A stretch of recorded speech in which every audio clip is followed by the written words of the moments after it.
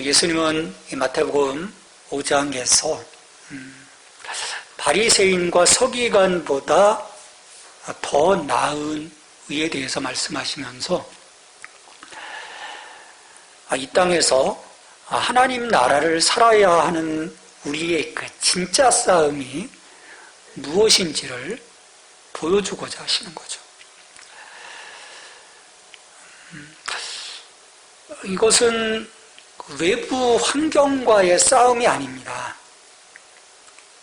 사탄과의 영적 전쟁이고 옛자, 옛사람으로서의 그 자아와의 내적인 싸움이에요. 사탄이든 옛자든 요구하는 것이 여러분 무엇인지 아십니까? 격렬하게 저항하는 게 아니에요. 하지마! 하지마!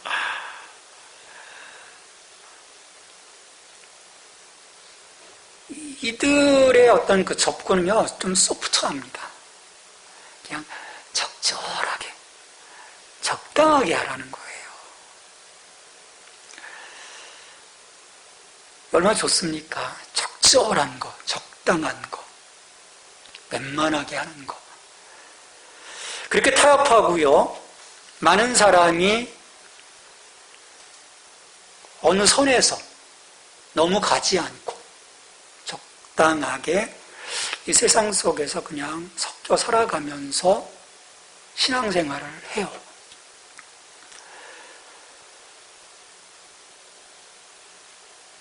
참된 그리스도인으로서 살아가는 그 삶, 어떻게 보면 많은 영역에서 갈등을 일으키고 불편하게 만드는 것들이 많아서입니다.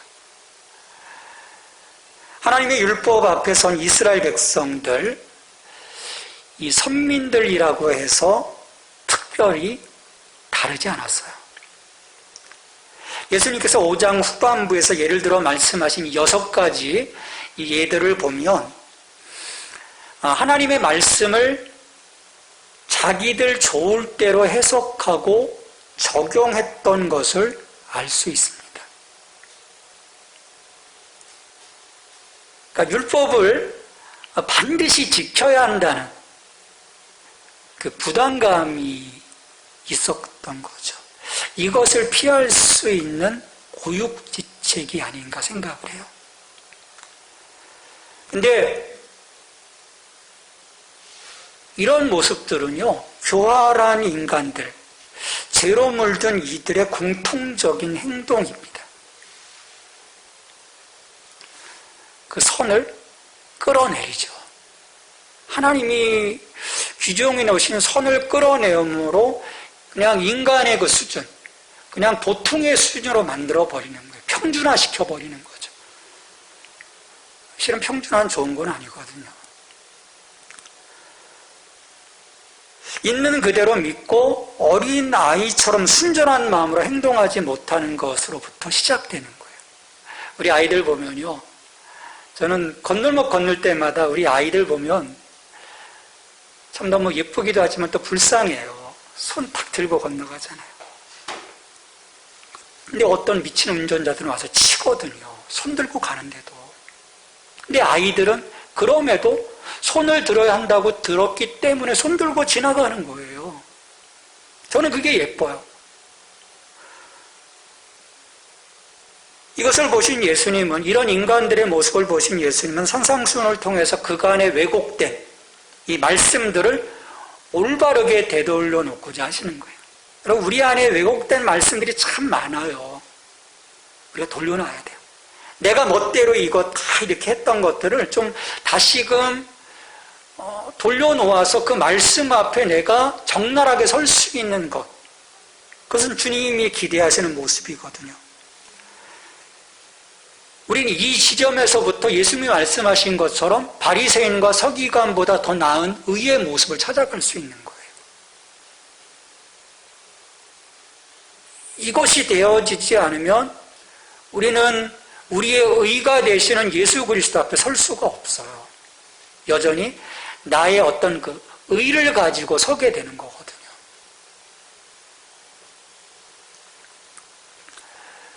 우리가 예수님께서 가르치신 대로 순종하면 참 제자다운 삶을 살아갈 수 있습니다.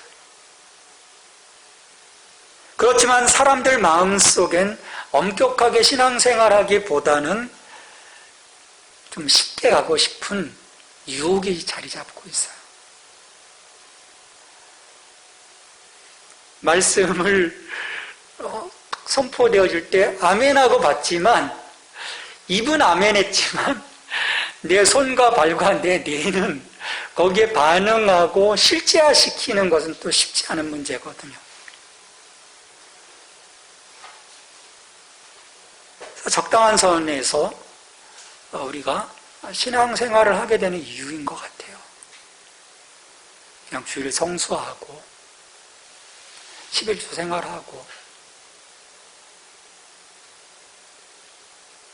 그런 단순히 보여지는 것에 그냥 충실한 거죠. 우리 내면 속에서 일어나는 옛 자아와의 그 내적 싸움에 대한 그런 갈등의 늪 속에 실은 빠지고 싶지 않은 거예요. 답이 없는 것처럼 자기는 생각되어지거든요.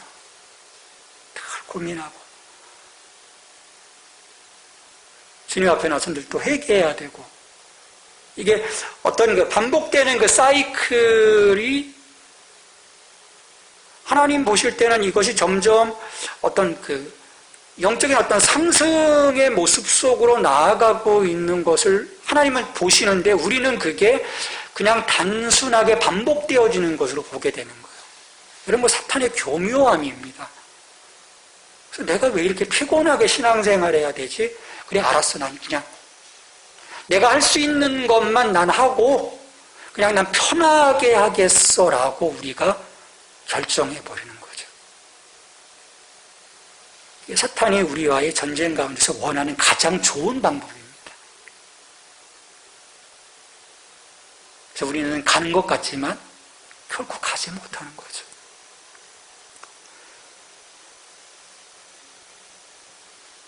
이건 우리의 부르심을 통한 하나님이 이루시고자 하시는 영적인 삶이 아닌 거예요. 그냥 일반적인 어떤 종교적인 생활인 거죠. 근데 이 틀을 좀 우리 주님은 깨도록 원하시는 거예요.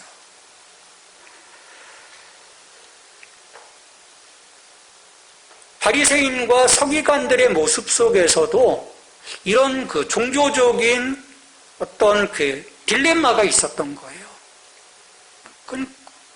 하나님께로 나아가지 못하도록 만드는 가장 큰 문제입니다. 나는 지금 잘하고 있는 것 같지만 착각하는 거예요. 하나님 앞으로 그들이 정말 진솔한 신령과 진정으로 서지 못한 모습인 거예요. 하나님은 이스라엘 백성들에게 두 가지 율법의 큰 두 기둥을 주셨어요. 하나님 사랑과 이웃 사랑입니다. 그래서 하나님은 이스라엘 백성으로 하여금 이스라엘과 하나님을 향한 신실한 믿음과 구별된 삶을 살아가면서 이 땅을 향하신 하나님의 사랑으로 이웃을 대하도록 불러주신 거예요. 우리 레위기 19장 18절 말씀입니다. 이 말씀 같이 읽습니다. 원수를 갚지 말며 동포를 원망하지 말며 이웃 사랑하기를 내 자신과 같이 하라. 나는 여호와니라. 이웃 사랑하기를 내 자신과 같이 하라. 나는 여호와다. 명령하신 거죠. 그러니까 성경에서 말하는 이웃의 범위는 유대인을 넘어서 이방인까지 포함을 합니다. 근데 유대인들은요, 이방인을 그들의 이웃으로 삼지 않았어요. 이웃의 범위를 축소해 같은 국적과 여호와 신앙만을 가진 사람만을 가리킨다라고 해석을 합니다. 그들의 이웃은 오직 유대인들 뿐이에요. 그 결과 유대인들은요, 이방인들을 혐오합니다. 개취급을 하죠. 여러분, 이게 지금도 그래요. 팔레스타인들을 바라볼 때 인격으로 바라보지 않습니다. 이방인에 대한 혐오인 거죠. 한때는 같은 이스라엘 족속에 속해 있었던 북쪽의 지파들이 멸망 이후에 이방 나라, 아수르에 의해서 이방 나라들과의 어떤 피가 섞이게 되죠. 그 후예가 사마리아인들이에요. 근데 그 사마리아인들까지도 심히 멸시를 했습니다. 다른 모든 사람을 이방인으로서가 아니라 원수로 여겼기 때문이에요. 원수다. 유대인 외의 모든 자들은 우리의 원수다, 우리의 적이다라고 본 거예요. 자, 이렇게 가뜩이나 이방인들을 싫어하고 혐오하던 이들에게 서기관들은요, 랍비들은 내 이웃을 사랑하라는 이 말에다가 새로운 해피 조항을 첨가해버려요. 내 원수를 미워해라. 그게 여러분 말이 됩니까? 원수는 내가 사랑해야 하는 이웃이 아니라는 거예요. 물론 유대인들이 참으로 많은 시간, 거의 600년 가까이 압제를 받았잖아요. 메데와 바사에, 바벨론의 메데와 바사에, 또 헬라에, 로마에 많은 사람들이 죽었고요. 고난의 세월을 보냈어요. 그러니 헬라 제국과 이 로마 제국의 원수들을 어찌 사랑할 수 있었겠습니까? 그들 원수를 미워하고 싸워야만 했던 거죠. 그래서 예수님 당시만 하더라도 열혈양원들,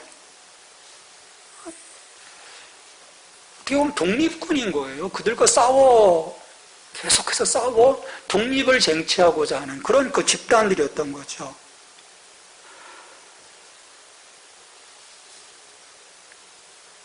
근데 문제는 이게 일반화되어지는 거예요.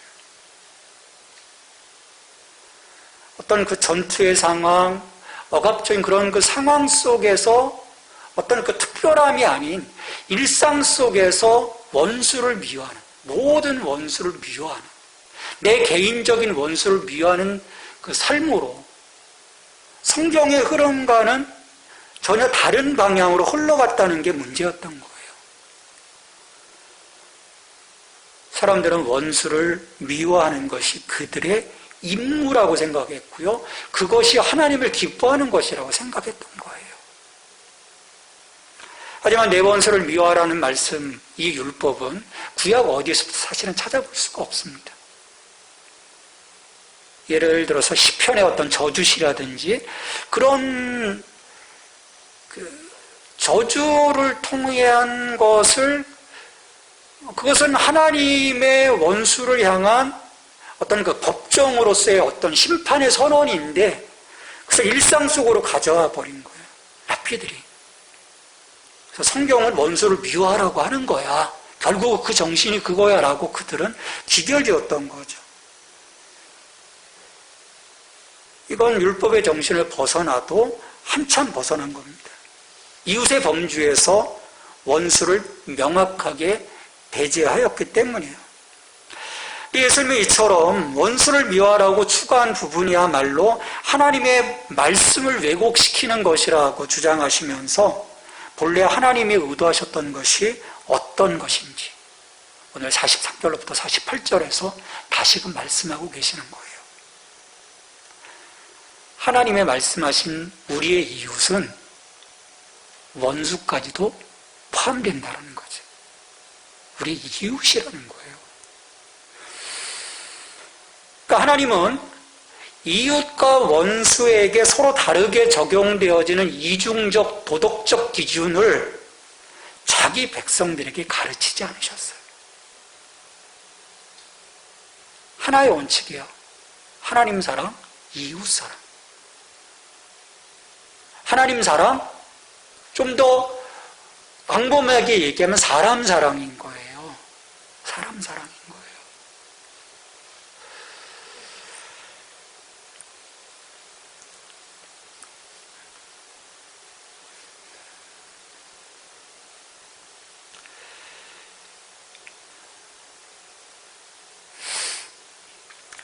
자, 이렇게 지금까지 예수님이 말씀하시는 내용의 흐름을 보면 세상 사람들을 향한 그리스도인들의 마음이 어떠해야 하는지, 그로 인해 어떻게 다양한 사람들과 관계하면서 이 땅에서 하나님 나라를 이루어가야 할 것인지 분명해집니다.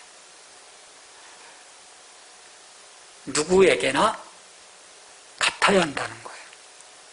누구에게나.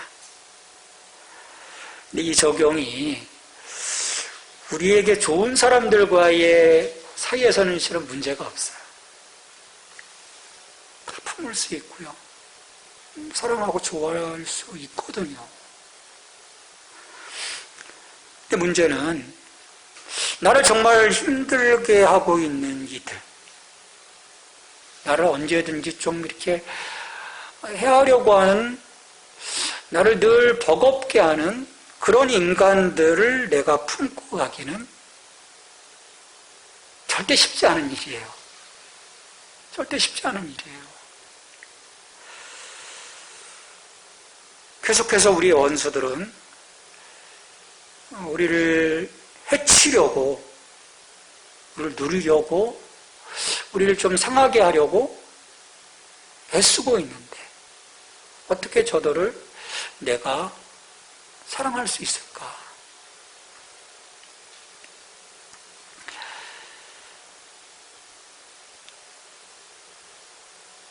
생각만 해도 어떻습니까?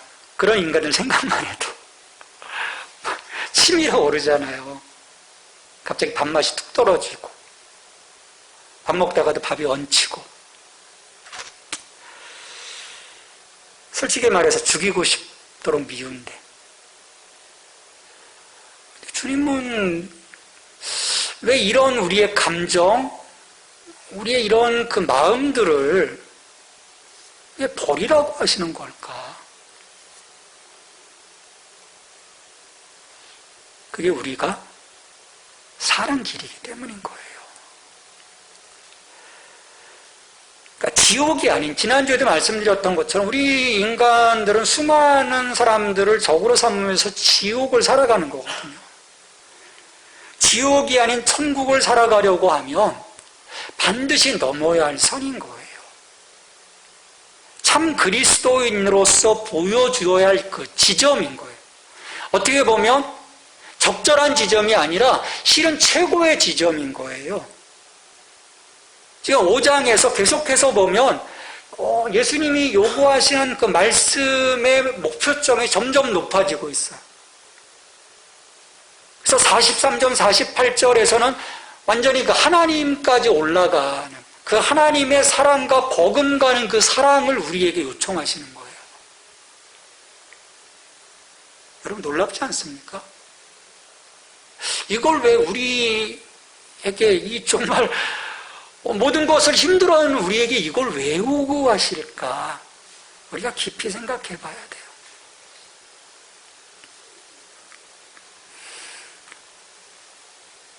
예수님은 이 지점에 이르기 위해서 우리 안에 타인, 그 중에서도 나를 힘들게 하고 툭하면 공격하는 이 적, 원수를 향한 분노, 그리고 그들을 향한 미움을 버리고 저들을 용서하고 사랑하도록 지금 부르시고 계시는 거예요.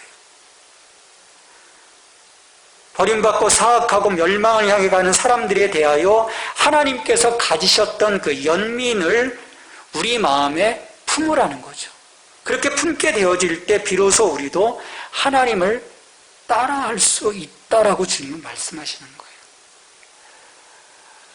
우리가 일반적으로 말하는 그 사랑이 아니라는 거예요. 그 에로스의 사랑, 필로스의 사랑이 아니라는 거예요. 하나님의 사랑은 결이 다른 것입니다. 우리가 생각하는 그 사랑을 가지고 원수를 사랑한다라고 할 때는 우리는 할 수 없어요. 어떻게 할 수 있어요? 정말 줘받고 싶을 때.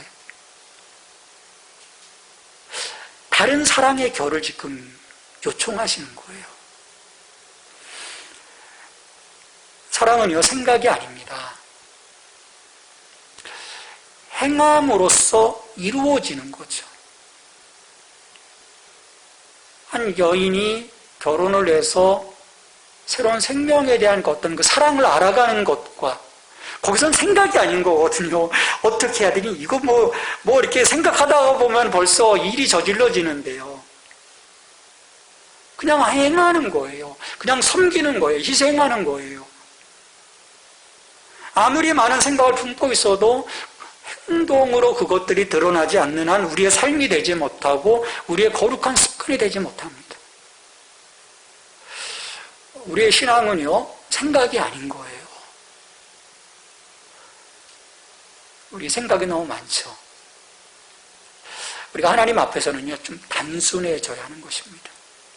그런 어떤 그 관계의 어떤 그 복잡함을 생각하고 내가 저를 대함으로써 저가 또 나의 뒤통수를 치는 것이 아닐까 막 다양한 그런 그 변수들을 막 생각하다 보면 나는 저 인간을 섬길 수 없어요. 어떻게 섬기겠어요? 또 뒤통수 칠 게 분명한데 내 생각에는. 그리고 실은 또 그렇고. 여러분 당해봐서 알잖아요. 잘해줬다가 당한 경우도 얼마나 많아요. 저도 억울한 거 많습니다.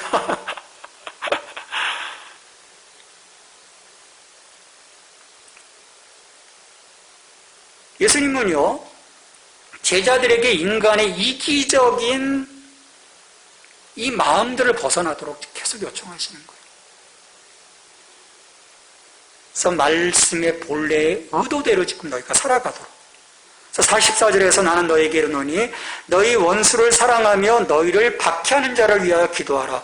원수를 사랑하라. 박해하는 자를 위해 기도하라. 자신을 헤아려 하고 힘들게 하는 원수를 어떻게 우리가 사랑할 수 있고 박해하는 자들을 위해서 우리가 어떻게 기도할 수 있겠습니까? 여러분 기도가 됩니까? 나 힘들게 한 저 인간을 기도가 됩니까? 근데 예수님은 그리 하라는 거예요. 생각이 아니라는 거예요, 사람은. 행하라는 거예요. 그 행함 가운데 하나의 행함이 바로 기도인 것입니다. 기도하라는 거예요. 그것은 그리스도의 제자들이 이웃뿐만 아니라 원수까지도 사랑함으로써 하나님께서 본래 명하신 율법의 진정한 의도를 행해야 하기 때문이에요. 그래서 우리가 그리스도 안에 있다면, 내가 진정 하나님의 사람이라면, 내가 참 복음의 그 원칙, 그 복음의 능력 안에 있다면, 우리의 의무는 그를 사랑하는 거예요. 저는 예수님께서 바리새인과 서기관들보다 더 큰 의로 뽑으시는 이 마지막 예는 우리에게 가장 도전적입니다. 지난주에 말씀한 것처럼 오리를 가져갈 때 10리를 더 가는 거 갈 수 있어요. 속옷을 달라고 할 때 겉옷가시 주는 거 줄 수 있어요. 에이, 그래 한번 그래. 해보자. 오른밤 칠 때 왼밤 들이대는 거 할 수 있어요. 한번 자존심 그냥 쿡 참으면 되거든요. 근데 이 마지막 예는 정말 도전적인 거예요. 도저히 행할 수 없을 것 같은 차별 없는 사랑의 실천이기 때문입니다. 하나님은 이 사랑이 어떤 것인지 우리로 하여금 알 수 있도록 실제로 보여주셨어요. 하나님이 우리를 사랑하신 것은요, 사랑할 만한 자격이 있어서 사랑하신 것이 실은 아니거든요.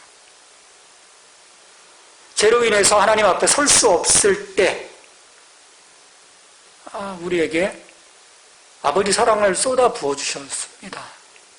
로마서 5장 8절이에요. 우리가 같이 읽습니다. 로마서 5장 8절. 우리가 아직 죄인 되었을 때 그리스도께서 우리를 위하여 죽으심으로 하나님께서 우리에 대한 자기의 사랑을 확증하셨느니라. 또 로마서 5장 10절 말씀입니다.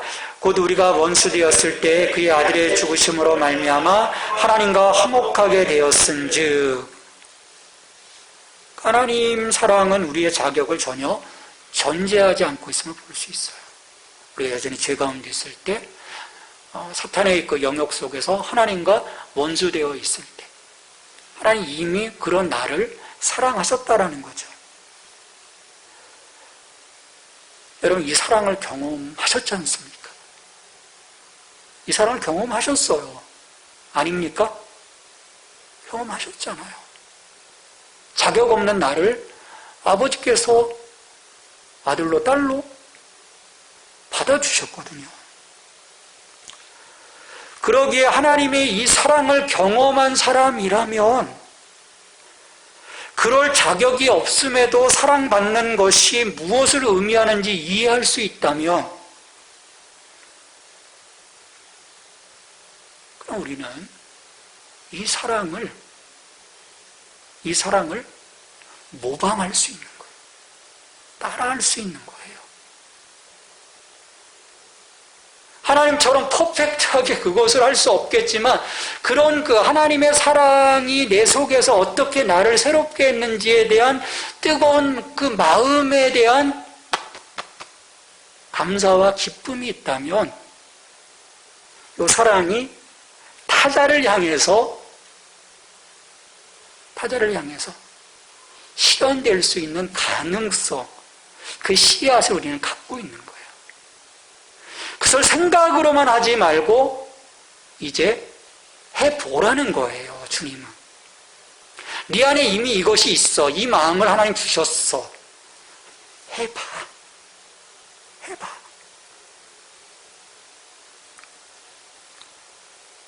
참된 사랑이라는 것은 그런 점에서요, 섬김인 거예요. 섬기는 거예요. 저 사람과 상관없이 내가 섬기는 거예요. 겸손한 어떤 희생적인 그런 섬김인 거죠. 그래서 아까 제가 말씀드린 대로 인간의 그런 사랑과 결이 다른 사랑이라고 말씀드린 이유가 여기에 있어요. 하지만 사람들은 그리 생각하지 않는 거죠. 자신에게 잘해주는 이들은 좋아하고 교제하지만 마음을 상하게 하는 자들에게 대해서는 눈길도 주지 않으려고 합니다.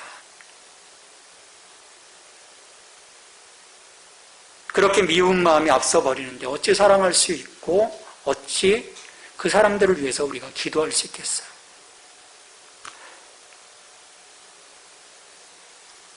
그러나 자신을 사랑하는 사람들만 사랑하는 것은요, 배타적인 이기심입니다.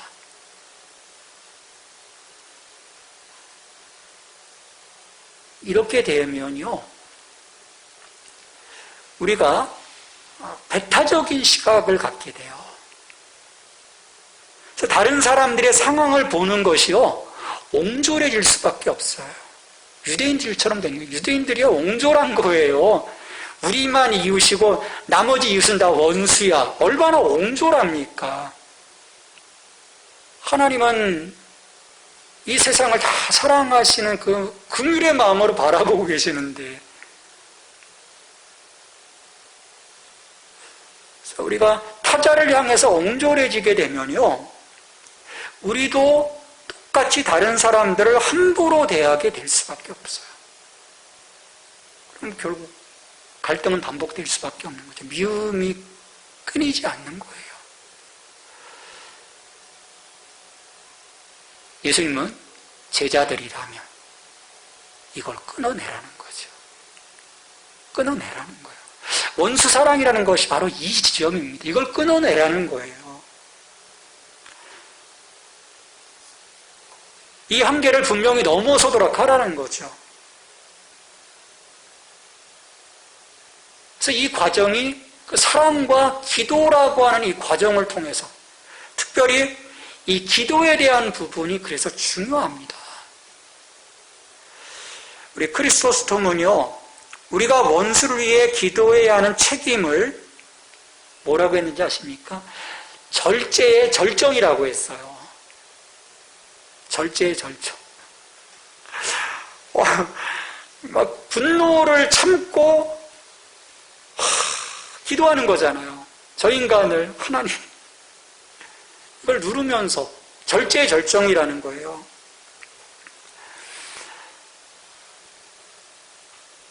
나를 핍박하는 원수를 향한 이 중보의 기도, 기독교적 사랑의 절정인 겁니다. 여러분, 이게 기독교인 거예요. 이게 지금 없어졌으니까 세상이 기독교를 바라볼 때 기독교가 아닌 거예요. 이걸 잃어버렸어요. 세상이 원수인 거잖아요. 세상과 싸우고 있잖아요. 세상의 원수들 위해 기도해야 되는데 싸우고 있거든요. 보네포는 원수를 향한 중보기에 대해서 이렇게 얘기합니다. 이것이 최고의 명령이다. 기도라는 매체를 통해 우리는 원수들에게 가고 그의 편이 되며 그를 위해 하나님께 탄원한다라고 얘기합니다. 그 점에서 기도는 우리의 사랑을 증가시키는 수단이 되는 거예요.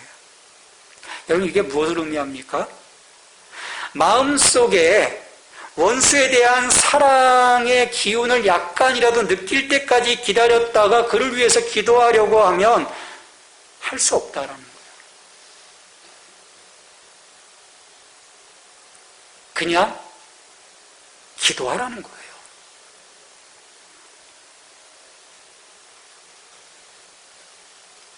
그를 사랑하는 마음이 들기 전에 먼저 기도하기 시작하라는 것입니다.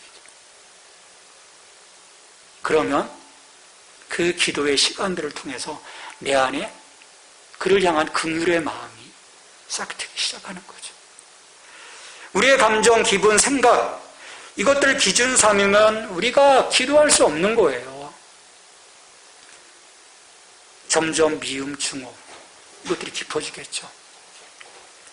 그러기에 우리는 세상을 향하신 하나님의 사랑하심이 어떠한지를 바라보아야 합니다. 하나님은 예수 그리스도를 희생양으로 내어주심으로 불의한 우리를 정결하게 하셨고 우리를 양자 삼아 하나님의 나라로 받아들이셨습니다. 이 과정에서요, 하나님은 그 어떤 차별도 행하지 않으시고요, 악인이든 선인이든 골고루 은혜의 기회를 주셨습니다. 모든 사람에게 차별 없는 사랑을 보여주셨어요. 이는 하나님이 그 해를 악인과 선인에게 비추시며 비를 의로운 자와 불의한 자에게 내려주심이라. 여러분, 하나님의 보편적인 사랑입니다. 이 하나님의 보편적인 사랑이 없다면 이 세상이 어떻게 되겠어요? 계속 심판.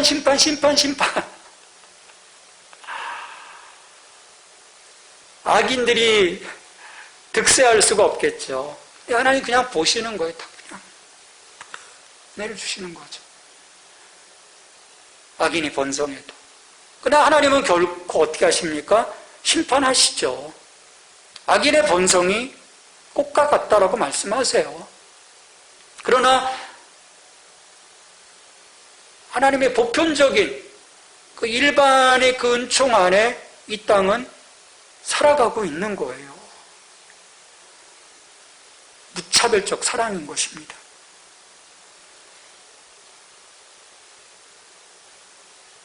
우리도 이 은혜 안에 있는 것이고요. 그래서 예수 그리스도의 그 은총으로 구원받은 이후 우리가 이 은혜로 충만해서 이 땅에서 하나님의 대사로 하나님의 자녀로 하나님은 살아가기를 원하시는 거예요. 누군가는 사랑하고 누군가는 미워하는 것이 아니라 하나님의 마음으로.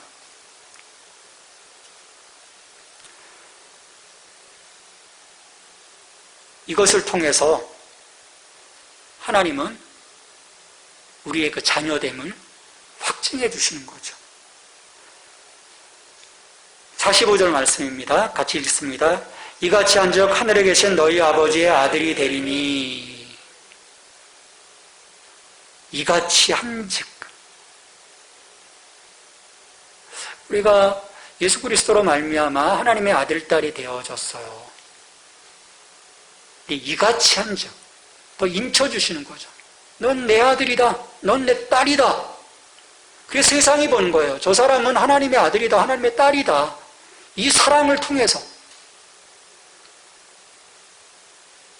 우리가 하나님의 아들, 딸로서 하나님의 성품을 따라 차별 없는 사랑을 세상 가운데 보여주는 아름다운 사랑의 통로가 될 수 있어야 합니다. 우리가 하나님의 자녀가 아니라면요, 실은 이렇게까지 해도 아무런 문제가 되지 않아요. 내가 좋아하는 사람만 사랑하면 돼요.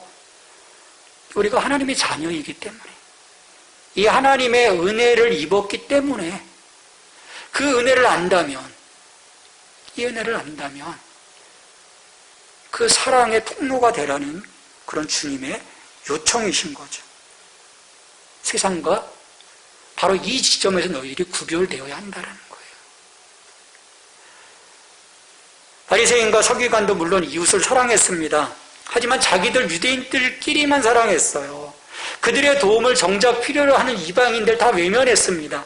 심지어 위기 가운데 도움을 요청하는 동족들을 향해서도 그들의 이기적인 계산에 따라 때때로 외면하고 했죠. 강도 만난 사람, 이방인이 아니에요. 유대인이에요. 안식일에 병에 걸려 힘들어하는 자들 예수님이 고쳐주셨을 때 바로 유대인들입니다. 근데 그 유대인들 고쳐준 것 가지고 예수님 걸고 넘어지잖아요. 하나님은 유대 민족을 세상을 향한 축복의 통로로 세워주셨지만 그들은 그들의 이웃을 돌아보지 않았습니다. 하나님의 은혜와 사랑을 나누지 않았어요.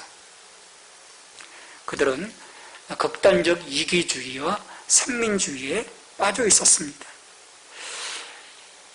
이 거룩함이라는 것을 달리 해석한 거예요. 바리새인들은 거룩함이 분리와 배척을 뜻한다고 가르쳤던 거예요. 이방인, 우리 분리시켜야 돼. 그래야지 우리가 거룩함이야. 하나님의 마음을 잘못 헤아린 거예요. 반면에 예수님은 진정한 거룩함이 뭐냐? 하나님이 보여주신 긍휼과 자비의 실천이라고 가르치신 거예요. 지금 기독교는 계속 분리하려고 하거든요. 아니에요. 들어가라는 거예요. 영문 밖으로 나가라는 것이죠. 자기들 마음에 드는 자들끼리만 모여 사는 것이 하나님 나라를 살아가는 그리스도인의 삶이라고 여러분 생각하지 마십시오. 교회는 편협한 생각에 사로잡힌 자들이 모여있는 곳이 아닙니다. 아니든 바뀌든 한 영혼 한 영혼, 한 사람 한 사람에 대한 소중한 마음을 가진 자들이 모여있는 곳이라야만 바로 그것이 교회인 거예요. 그리고 무엇보다도 그 사랑을 몸소 보여주셨던 예수님이 머리이신 교회라면 주님의 마음이 고스란히 몸 전체로 흘러가야 되는 것 아니겠습니까? 여러분, 그렇지 않으면 그건 교회가 아닌 거예요. 그냥 종교적인 커뮤니티일 뿐입니다. 예수님은 이 높은 벽을 깨고 참 하나님의 백성다움이 어떤 것인지 하나님께 보여드릴 수 있도록 요청하시는 것입니다. 높은 기준. 제자들에게 기대되는 높은 기준. 종교가 인정하는 것보다 더 높은 그 기준. 세상의 윤리적인 기준보다 더 높은 그 기준. 이걸 우리에게 요청하고 계시는 거예요. 남들이 다 할 수 있는 수준이 제자의 수준이 아니라는 거죠. 이게 예수님의 욕심일까요? 아니에요. 예수님의 욕심이 아닌 거예요. 5장 46절 47절에서 주님 말씀하시죠. 너희가 너희를 사랑하는 자를 사랑하면 무슨 상이 있으리요. 세리도 이같이 아니하느냐. 또 너희가 너희 형제에게만 무난하면 남보다 더하는 것이 무엇이냐. 이방인들도 이같이 아니하느냐. 비슷한 것만으로는 충분하지 않다는 거예요. 사람들의 선행을 보면요, 예수님이 말씀하시는 그 수준에 거의 버금가는 그런 삶을 사는 사람들도 있어요. 근데 기독교인이 아닌 거예요. 특별한 경우지만. 우리는 이런 세상의 특별한 어떤 그 선행과도 결이 다른 그 부분을 우리에게 요청하시는 거예요. 그게 기독교인이라는 거죠. 그게 기독교라는 거예요. 상상수호는 그저 어떤 행동이 올바른지를 가르쳐주는 본문이 아닙니다. 이걸 다분히 도덕적이고 윤리적인 것으로만 보다 보면 우리는 이 산상수훈에서 말씀하시는 예수님의 의도를 우리는 보지 못하는 거예요. 여기에서 우리는요, 사랑을 보여주시고 죽으신 예수님 안에서 살아계신 하나님을 발견하고, 그리고 나아가 그 사랑을 참으로 절실하게 필요로 하는 이 세상에 우리가 직접 그 사랑을 나타내는 법을 배워낼 수 있을 때, 그 산상수훈 앞에 온전하게 선 거죠.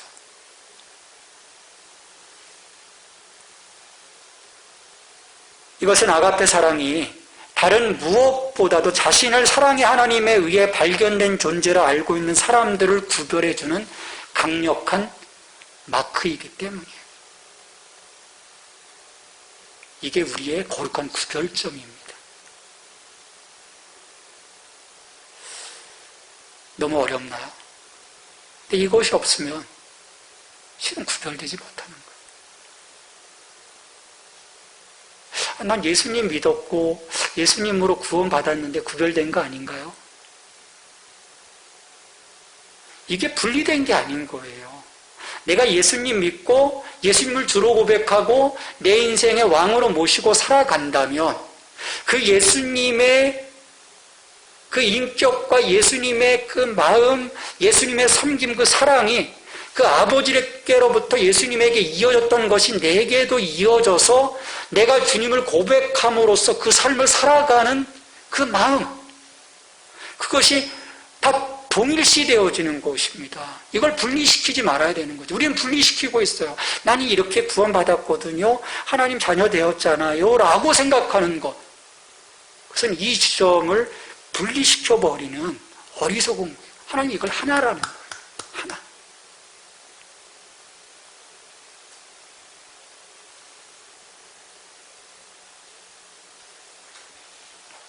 십자가에서 자신을 죽기까지 내어주신 예수 그리스도의 사랑. 우리를 세상과 구별시켜주는 바로 이 아가페 사랑. 이로써 우리는 세상 가운데서요, 온전한 제자로서 자리매김할 수 있게 되는 것입니다. 그래서 예수님께서 48절에서 방점을 찍으시면서 말씀하시는 거죠. 같이 읽습니다. 그러므로 하늘에 계신 너희 아버지의 온전하신 것 같이 너희도 온전하라.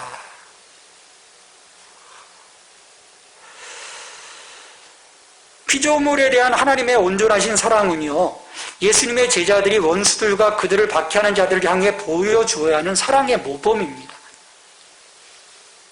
하나님은 피조물을 사랑하심으로 항상 온전하게 행하셨거든요. 사랑이신 그 하나님. 그 하나님처럼 너희도 온전하라. 사도 바울은 사랑을 율법의 완성이라고 했습니다. 로마서 13장 10절 말씀입니다. 같이 읽습니다. 사랑은 이웃에게 악을 행하지 아니하나니 그러므로 사랑은 율법의 완성이니라. 자, 우리는 우리의 행동, 생각, 의지의 궁극적인 목표로서 하나님의 온전하심을 설정해야 되는 거예요. 이게 우리의 목표치라는 거죠. 그리스도의 장성한 믿음의 분량. 하나님처럼.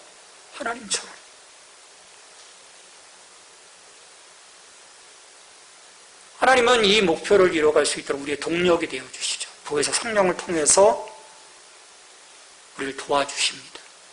이 지점으로 갈 수 있도록 도와주세요. 우리는 성령의 도우심에 의해서만 우리에게 해를 입히고 매번 힘들게 하는 원수들을 사랑할 수 있고 이들을 위해서 기도할 수 있습니다. 중요한 것은요, 원수를 사랑하는 것은 예수님의 제자들이 그들의 행동을 단순히 용서해 주는 것만을 의미하는 것은 아니에요. 그렇다면 우리의 사랑은 반쪽짜리 사랑인 거예요. 그들의 삶으로 들어가야 합니다. 그들의 삶으로 들어가서 하나님과 화해할 수 있도록, 그 원수가 하나님과 화해할 수 있도록, 그들의 삶이 하나님과 새롭게 연합될 수 있도록, 그리스도를 주님으로 모실 수 있도록 하나님이 우리를 사용하시는 것을 의미해요. 이게 오늘 우리에게 원수 사랑을 통해서 요청하시는 것입니다. 그리고 이것이 하나님의 온전하신 사랑을 우리 안에서 이루어가는 거죠. 그래서 세상의 사랑과 우리의 사랑이 결이 다른 지점이 바로 여기인 것입니다. 여러분, 온전한 그리스도인입니까? 이 소망이 여러분 안에 있습니까? 아버지처럼 온전한 그리스도인에 대한 소망. 우리가 이런 소망이 있다면 하나님이 우리를 차별 없이 사랑하시는 것처럼 우리의 원수까지도 사랑하고 저들을 위해 기도함으로써 저들의 영적 유익을 구하는 하나님의 아들, 하나님의 딸로서 온전하게 살아가라 하신 예수님의 부르심에 순종할 수 있기를 바랍니다. 그때 하나님은 우리를 하나님의 온전한 자녀로 기뻐하실 것입니다. 그리고 그 삶을 통해서 하나님 영광 받으실 거고요. 그 삶을 통해서 우리의 원수들이, 우리 이웃들이 우리 주님을 바라볼 수 있게 될 거예요. 그게 사랑이구나. 깨닫게 되는 것이죠. 그 놀라운 역사가 저와 여러분을 통해서 이루어질 수 있게 되기를 주님의 이름으로 축원합니다. 우리 같이 기도하십시다. 오늘 정말 부담스러운 말씀이죠. 어떻게 사랑할 수 있을까? 어떻게 기도할 수 있을까? 주님 말씀을 따라서 이 걸음을 한 걸음 한 걸음 갈 수 있다면 우리는 충분히 넘어설 수 있을 것이라고 믿어요. 이를 위해서 같이 기도하십시다. 주님, 이 절제의 절정인 이 자리까지 하나님, 제가 설 수 있게 해주십시오. 제 마음, 제 감정으로는 감당할 수 없사오니 성령님께서 저를 견인해 주십시오. 같이 기도하겠습니다. 하나님, 오늘 산상수훈의 5장에서 말씀하시는 여덟 가지 예에서 그 마지막 가장 그 최고점인 원수를 사랑하고 핍박하는 자를 위해 기도하라고 하는 그 말씀까지 우리가 왔습니다. 이 말씀을 받기가 너무나도 버겁습니다. 우리의 마음, 우리의 감정, 내 안에 있는 이 미움으로 인해서 그것들을 어떻게 이루어갈 수 있을 것인지 주님, 우리의 연약함을 이 시간 주님께 올려드립니다. 주님, 우리를 도와주시옵소서. 우리가 진정 하나님의 사랑을 알고 그 사랑 앞에 서 있다면 이제 이 삶을 살아가야 하는데 우리에게 이것을 요청하시는데 주님, 성령님의 도우심 속에서 이 걸음을 걸어갈 수 있도록 저 나를 통해 그 하나님의 아가페 그 사랑이 흘러갈 수 있는 통로로서의 삶이 시작되게 하여 주시옵소서. 오 주님 도와주시옵소서.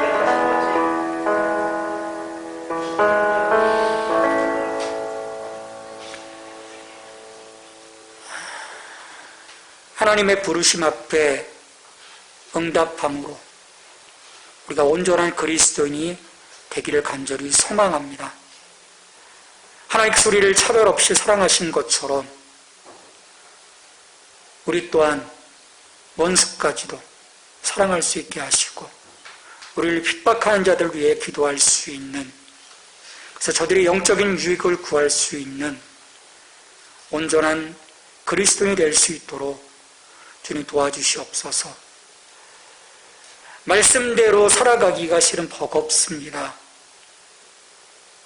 우리 안에 여전히 미움도 있고 불편한 마음도 있습니다. 보혜사 성령을 통해서 우리의 마음을 새롭게 하여 주시옵소서. 타자를 향한 미움도 내려놓게 하시고 분노도 내려놓게 하시고 그리스도의 뜨거운 심장으로 이식하여 주시어서 주님, 저들을 주님이 섬겼던 것처럼 섬기고 또 섬길 수 있도록 지금 저희들의 마음을 이 시간 새롭게 하여 주시옵소서. 예수님의 이름으로 기도합니다.